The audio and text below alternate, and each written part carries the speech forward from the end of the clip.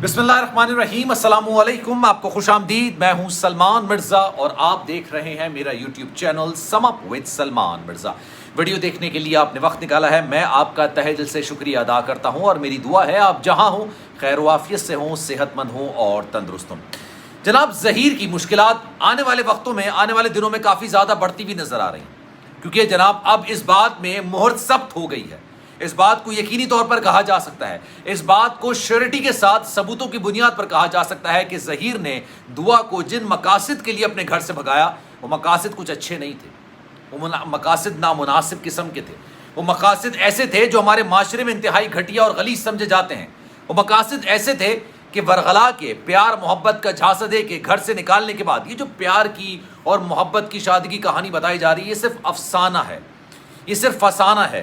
हकीकत यह है कि जनाब दुआ ज़हरा को एक ऐसे माशरे में भेजने की कोशिश की जा रही थी जिस माशरे को हमारे यहाँ अच्छा समझा नहीं जाता है। लाहौर की एक मशहूर मंडी है जहाँ पर इस लड़की को बेचने की मुकम्मल तैयारी कर ली गई थी, तैयारी मुकम्मल कर ली गई थी, लेकिन जनाब किसी भी तौर पर अल्लाह ने दुआ ज़हरा को बचा ली। ये मामला सोशल मीडिया पर आया और इतना हाइप क्रिएट हुआ, इतनी हाइप क्रिएट हुई, जो ख़रीदने वाले ही भी हैं वो भी इस सारे मामले से पीछे हट गए।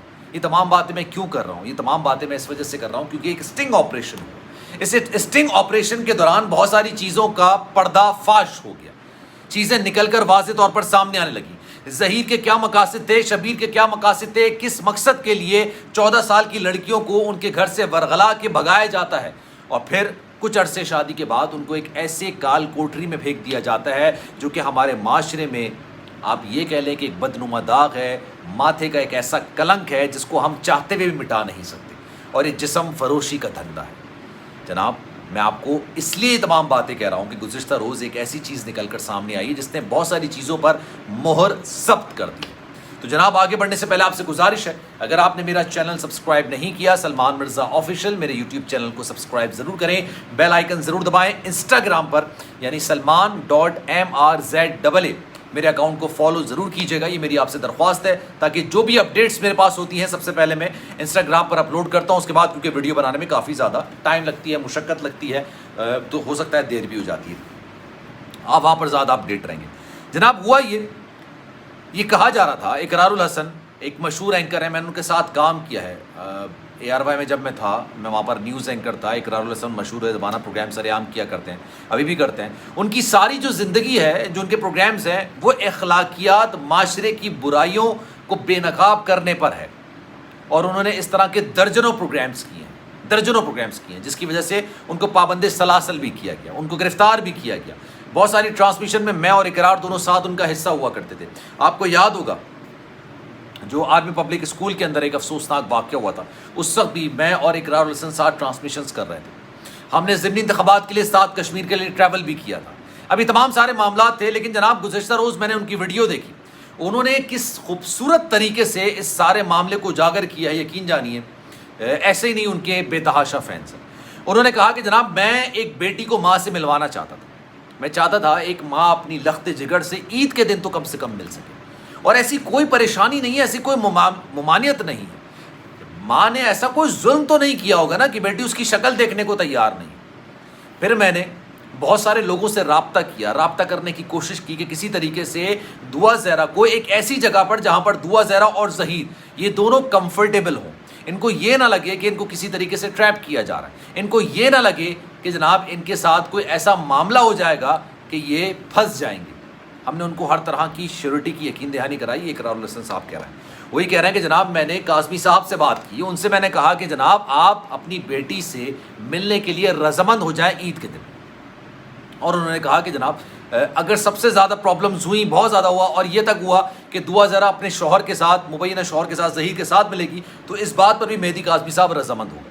मैं उनकी पूरी वीडियो देख रहा था, वाकई में जो बात उन्होंने की वो नो डाउट, जो उन्होंने ऑपरेशन एक तरीके से किया वो वाकई में काबिल सताइश है, काबिल दीद है।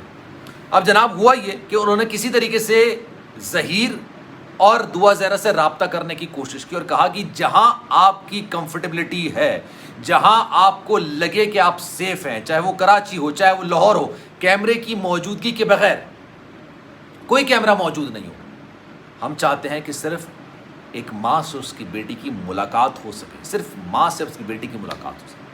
اب جناب ظہیر جو کہ آپ یقین جانیے جس کے عزائم ہی ناپاک ہوں، جس کے عزائم ہی ایسے ہوں جو کہ معاشرے کی اچھائیوں میں شمار نہیں ہوتے، وہ ان تمام چیزوں سے ڈرے گا. اس کو لگے گا کہ کوئی اسپائی کیمپ کیوں نہ ہو، کوئی ایسی چیز نہ ہو کہ میں پکڑے میں آ جاؤں، کوئی ایسا نہ معاملہ ہو کہ جناب مجھے گرفتار کر لیا جائے، کوئی ایسی چیز نہ ہو جس کے بعد میری جو برائیاں بھی چھپی ہوئی ہیں وہ نکل کر سامنے آ جائیں. لیکن خیر انہوں نے یہ کہا کہ جناب مجھے ایسا لگتا ہے، اقرار الحسن نے کہا کہ مجھے ایسا لگتا ہے کہ اس لڑکی کو پیار محبت کا جھانسا دے کے گھر سے اغوا کیا گیا. اور انہوں نے اس بات کو مینشن کیا جو کہ میں کافی عرصے سے کہتا آ رہا ہوں کہ اغوا ایسا نہیں ہوتا جو صرف موویز میں دکھایا جا رہا ہو. اغوا ایسا نہیں ہوتا ہے کہ جناب آپ نے کسی کے منہ پہ کپڑا رکھا ہوا ہے اس کو زبردستی گاڑی میں بٹھایا.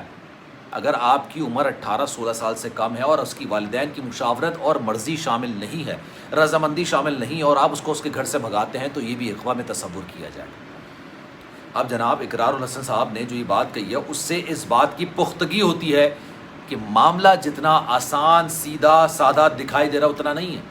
جو لوگ مہدی کاظمی صاحب، جو لوگ ان لوگوں پر یہ الزامات لگا رہے ہیں کہ ان کی بیٹی کو ورغلایا گیا ہے یا جن کی بیٹی اپنی مرضی سے گئی ہے یا مہدی کاظمی صاحب کو برا بھلا کہہ رہا ہے، ان کے لیے وہ ویڈیو قابل، مطلب میں یہ کہوں گا کہ ان کو دیکھنے کی ضرورت ہے، یقینی طور پر دیکھنے کی ضرورت ہے.